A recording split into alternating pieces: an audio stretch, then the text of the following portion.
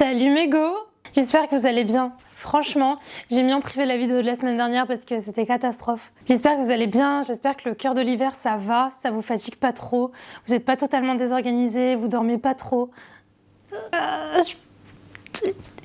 En ce moment, je sais pas ce que j'ai. Je passe mon temps à dormir. J'ai la flemme de tout, je suis en manque de soleil, je suis en manque de tout, donc je pense que toi aussi.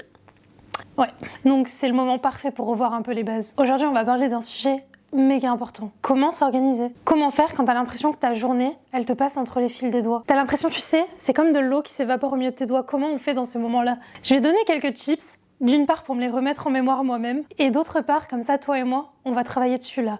Et à la fin de l'été, et à la fin de l'hiver au moins, on aura on se sera réorganisé, on sera mieux structuré, et ce sera vachement plus facile quand la vie va recommencer à éclore, que les choses vont recommencer à aller vite. C'est un peu le moment pour revoir les fondations. Du coup, va faire ta vie, va faire ton ménage, va boire un thé, do whatever you want, et on passe à l'épisode.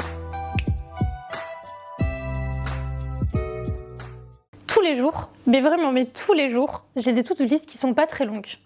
Mais j'ai l'impression qu'il y a toujours un truc qui va pas, il y a toujours un truc que j'ai pas fait. Et j'ai remarqué ces derniers temps que c'est souvent parce que j'ai une liste de choses que je n'ai pas fait, qui est dans mon backup dans ma tête, qui est en arrière-plan. Par exemple, ces joints dans la salle de bain. Tu sais, ça fait combien de temps que je dois refaire les joints? Tu sais, ça fait combien de temps que je suis partie à Action acheter le produit justement pour refaire les joints et que je l'ai pas fait? Ça veut dire que tous les jours, quand la journée passe, j'ai cette sensation de pas fini.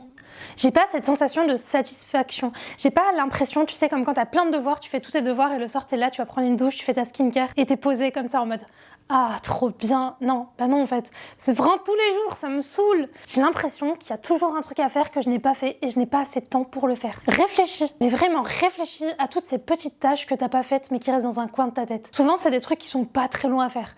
Allez, maximum, on donne une demi-heure. Aspirer le tapis de ta voiture, nettoyer par-dessus le frigo, qu'à chaque fois que tu vas prendre un truc dans le frigo, tu vois qu'il y a de la poussière. Faire les joints dans la salle de bain. Trier les chaussettes. Chaque fois que tu fais une machine, tu tries les chaussettes, tu les ranges, tu vois d'autres chaussettes et t'es pas satisfaite. Parce que tu sais inconsciemment que tu dois trier ces chaussettes. Ça veut dire que t'as fait tout ça, t'es pas satisfait, t'es pas heureux, et en plus t'as l'impression d'avoir encore des choses à faire, et bah du coup t'as déjà fait ta tâche de la journée, toi t'as déjà lavé le linge, tu l'as rangé, mais c'est pas assez. C'est le sentiment de unfinished business. Après, si ça nous permet de rester en vie parce qu'on a plein de unfinished business, mais au quotidien franchement c'est super lourd. Prends 5 minutes, mets la vidéo en pause, réfléchis à toutes ces choses que tu dois faire, prends un papier, prends tes notes, prends n'importe quoi que t'as sous la main, et me dis pas ma tête ça me suffit. Non. Parce que le but d'écrire sur un support, c'est justement de relâcher la charge mentale, relâcher un peu sa tête. Comme faire tout ce que t'as à faire que t'as pas fait. Ça sert à relâcher la charge mentale. Donc vas-y, prends 5 minutes, réfléchis. Franchement, juste là, je regarde autour de moi, il y a plein de trucs. Il y a plein de trucs.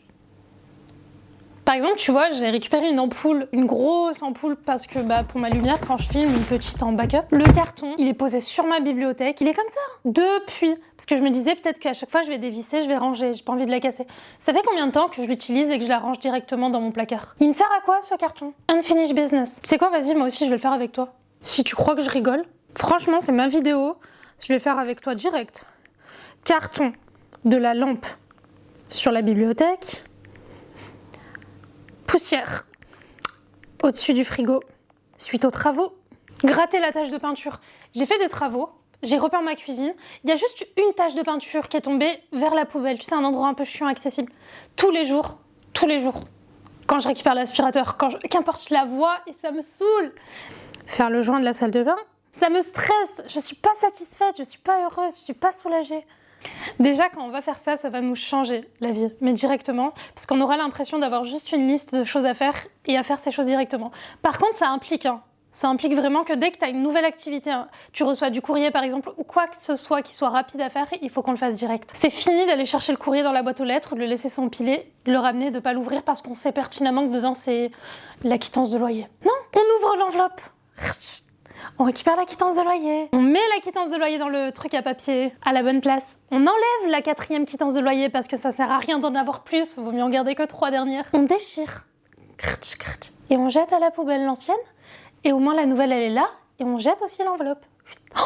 Juste d'en parler avec toi, je te jure, ça me donne envie. J'ai envie d'aller refaire toute ma vie là. Mais vas-y, il est trop tard. Il est 21h.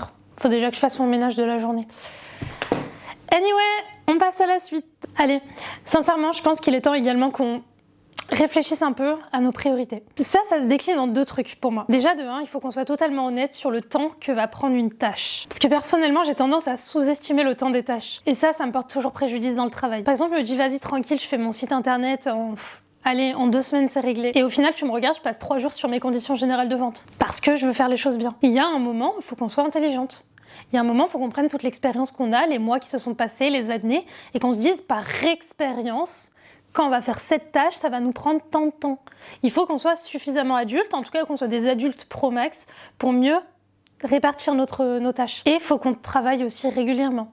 Je le garde de côté ça, parce que c'est le prochain point. Également, en 2e, il faut savoir faire des tâches importantes en priorité et laisser les tâches secondaires en 2e. Je te donne un exemple, franchement je te donne un exemple très simple. Là, aujourd'hui, j'ai travaillé toute la journée, c'est samedi, j'ai pris des shifts en plus, j'ai bossé. Ça veut dire que normalement le soir, je fais tout mon ménage de la journée, c'est-à-dire le plat de gratin qui traînait, que j'ai pas eu le temps de laver à midi entre 2 appels, tout ça.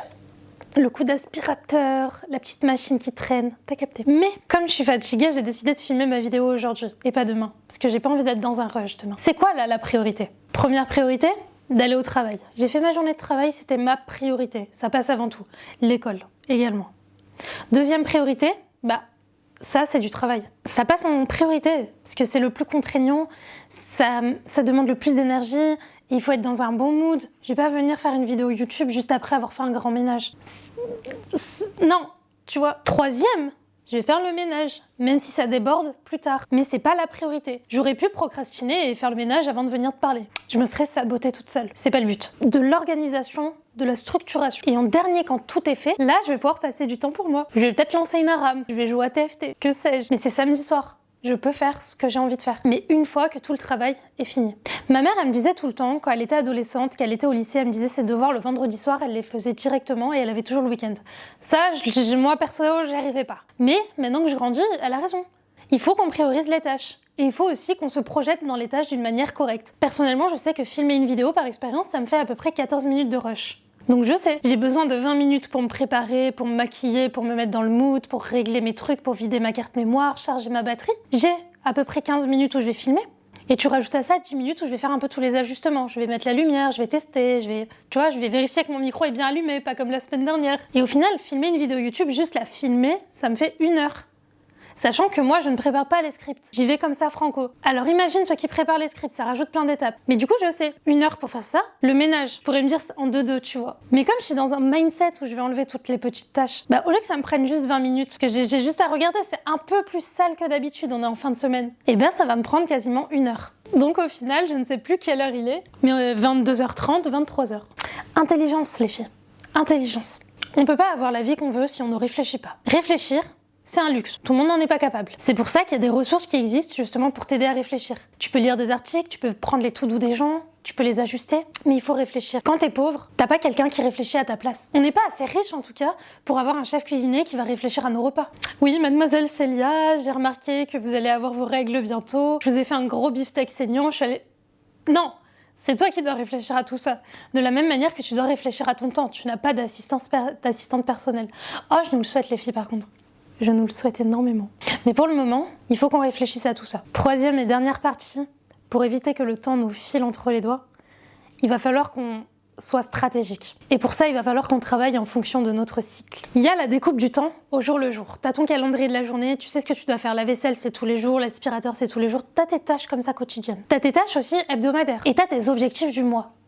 T'as des objectifs mensuels. Par exemple, quand t'es dans le creux de ton cycle, tu sais, t'es le moment où t'es fatigué, t'es soit en SPM, soit tu vas avoir tes règles, t'es un peu dans ton hiver intérieur. Ça va être le moment où tu vas poser toutes les tâches où t'as pas besoin de parler à des gens. Les tâches très calmes. Je vais parler pour moi, ok? Je vais te donner des exemples. Là, je vais utiliser ce temps pour faire quoi? Tout mon site internet. Je vais faire les conditions générales de vente. Je vais faire tous les trucs un peu relous qui demandent pas spécialement d'être en contact avec les gens. Et les semaines d'avant, quand j'étais en up, un peu dans ton printemps intérieur, le moment où t'as tes hormones qui sont avec toi, le moment où t'es en ovulation, le moment où t'es juste dans ton pic en fait de vitalité en tant que femme, là j'ai fait tous mes meetings. C'est comme ça. Il faut que t'organises ton mois en fonction de ton cycle intérieur. Par exemple, tu vas procrastiner. Si là, moi, tu vois, je vais pas te mentir, j'ai mal au ventre, je suis fatiguée. Clair, net et précis, j'ai mal au ventre, je suis fatiguée. Est-ce que tu penses que j'aurai l'énergie d'aller faire des meetings professionnels ou d'aller faire j'arrive même pas à me projeter. Dis-toi qu'hier, j'arrivais tellement pas à me concentrer qu'il y a un truc qui m'est tombé dessus en voiture. Je suis montée sur un trottoir, mais mon cerveau il a freeze, je sais pas ce qui s'est passé. Pour te dire à quel point je suis épuisée, c'est vraiment de se dire utilise tes ressources en fonction de ton énergie sur le mois. Comme ça, quand t'es dans le bas de ton énergie, t'as pas envie d'aller faire des trucs ensoleillés, parler avec des gens, danser et tout. Mais t'es obligé de les faire. Parce que si tu les fais pas, c'est du unfinished business, comme on a dit au début de la vidéo. Le genre de truc qui va te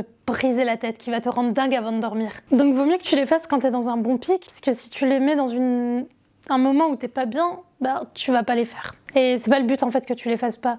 Donc faut s'organiser quoi. Faut s'organiser, faut savoir être intelligent, faut savoir se projeter aussi sur l'avenir. Des fois c'est pas facile. C'est pour ça que le mieux à faire c'est de regarder avec des tâches qui vont revenir encore et encore et encore. Je pense que déjà si on travaille sur les 3 points que j'ai abordés, c'est-à-dire finir toutes les petites tâches qu'on a en background qu'on n'a pas fait. Comme ça, on repart à zéro. Comme ça, on est clear, on est prête à recevoir des nouvelles tâches. Bien gérer le temps des tâches. Être structuré sur comment on aborde la tâche. Pour pas commencer à avoir l'impression que tout va trop vite. Se donner des objectifs qui sont mesurables. Ça, c'est vraiment un truc de commercial, ça. Faire des objectifs qui sont en rapport avec notre cycle. Parce qu'on les a préparés en amont. Alors vraiment, les filles, si on arrive à juste mettre ces 3 piliers en marche, on va devenir badass. On aura sûrement besoin d'un rappel parce qu'au bout d'un moment, on va oublier. Soit ça va devenir automatique parce soit au bout d'un moment, on va oublier. Dans ce cas-là, tu reviendras, tu regarderas cette vidéo. Comme ça, tu te rappelleras ces 3 objectifs et tu les remettras en cours. Parce que moi aussi, je regarde mes vidéos. Crois pas, je suis la première à regarder mes vidéos quand elles sortent sur YouTube. Et des fois, je dis des trucs et je me dis, mais elle est trop pertinente, cette fille. Allez, franchement, allez, vas-y, je te laisse tranquille. La vidéo, elle est finie. Pense à liker, s'il te plaît. Pense à t'abonner, pense à commenter, tu me dis ce que t'en penses. Est-ce que t'as des conseils aussi ou est-ce que tu peux compléter un peu ce que j'ai dit?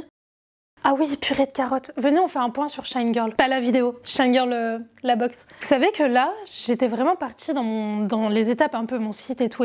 Et j'ai réfléchi, je me disais, mais en fait, ma cible, elle est pas si claire. Qu'est-ce que je te vends? Comment je peux l'expliquer? C'est-à-dire que là, j'ai passé toute l'après-midi, en parallèle du travail, à clarifier tout ça. Et je commence à être vraiment satisfaite. Ça commence vraiment. Parce qu'en fait, je te vends pas une box bien-être. Je te vends pas des produits. Je te vends un rituel. Je te vends un accompagnement sensoriel pour t'aider à être soutenu pendant la période qui arrive. Ça commence à prendre vraiment sens. J'arrive à mettre des mots dessus. Et ça me permet justement de me différencier par rapport aux autres. Parce que je me suis toujours dit, mon idée, elle est incroyable. Mais quand j'en parlais à n'importe qui, j'avais l'impression que c'était bateau, tu vois. Genre, qu'est-ce qui me différencie des box beauté? Parce que moi, je te vends pas une box beauté, même si dans ma box, il y a des produits beauté.